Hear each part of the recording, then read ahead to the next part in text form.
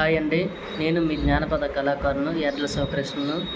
మా గురువుగారు యడ్లప్పయ్య. శ్రీకాకుళం జిల్లా నర్సంపేట మండలం బొరుగొలుసు గ్రామానికి చెందిన వాళ్ళను. ఈరోజు ఈ వీడియో అనేది మన కళాకారుల గురించి చెప్పబడుతుంది. మన తెప్పుడు గుళ్ళు అంటే చాలామందికి చులకనగా కనబడుతుంది.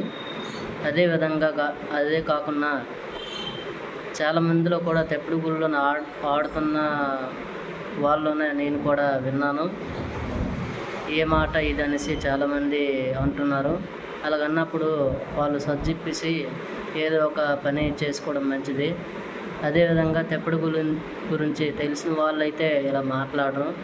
దాని గురించి ప్రేరణలు ఇచ్చేవాళ్ళు కూడా ఉన్నారు, ఆడేవాళ్ళు కూడా ఉన్నారు, పాడేవాళ్ళు కూడా ఉన్నారు, దాని గురించి పడి చచ్చేవాళ్ళు కూడా ఉన్నారు. విజయనగరం జిల్లా, శ్రీకాకుళం జిల్లా అనగా చాలామంది సగం మంది దాని గురించి కళను నిలబెట్టే వాళ్ళు కూడా ఉన్నారు. ఆ కళలను విమర్శించే వాళ్ళు కూడా సగం మంది ఉన్నారు. అలాగే విమర్శించకండి. అది చాలా కష్టం అండి తెప్పుడు గుళ్ళు అంటే. ఆ యొక్క తెప్పుడు గుళ్ళు అనగా డప్పులు అనగా మేళాలు అనగా ఇవి ఒక శివతాండవంతో కూడినవి.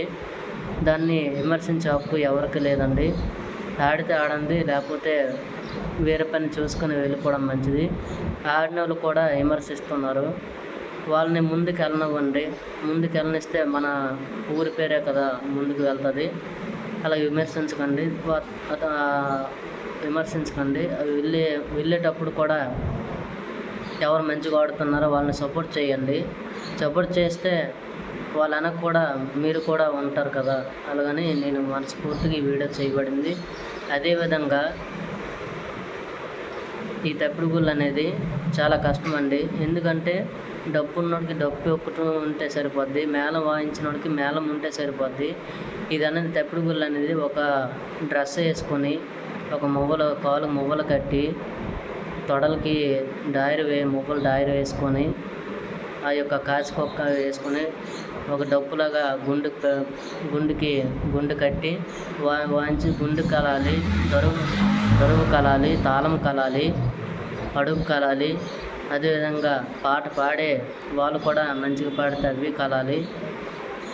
ఆ గ్రూపులోన ఏ అడుగు తప్పిపోయినా తాళం మారిపోద్ది, దరువు మారిపోద్ది, అన్నీ మారిపోతాయండి. అన్నీ కరెక్ట్గా ఉంటేనే తెప్పుడు గుళ్ళు ఆడగలమండి.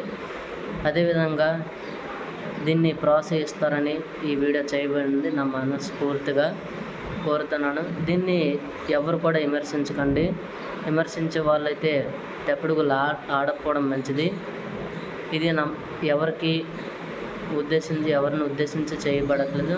అదేవిధంగా ఇంకొక మాట, తెప్పుడు గుళ్ళు అనేవి ఆ కాలంలో సరదాగా ఆడేవాళ్ళండి.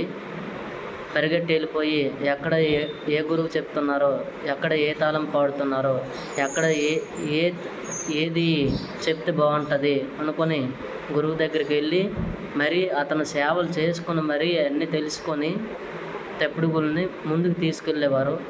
ఈ కాలంలో అలా కాదండి. గురువు అంటే గురువేలేరా అన్నట్టు చూస్తున్నారు. గురువుకి ఇచ్చిన వాల్యూ కూడా ఎవరికి ఇవ్వట్లేదండి. గురువుకి ఇవ్వాలి వాల్యూ. ఆ చిన్నోడవని పెద్దోడవని గురువే. అదేవిధంగా ఈ కాలంలోన చాలామంది డబ్బులు ఉంటేనే వస్తున్నారండి తెప్పుడు గుళ్ళకి. మీకు పేరు కావాలంటే డబ్బులు చూడకండి, ఎంత దూరమని వెళ్ళండి.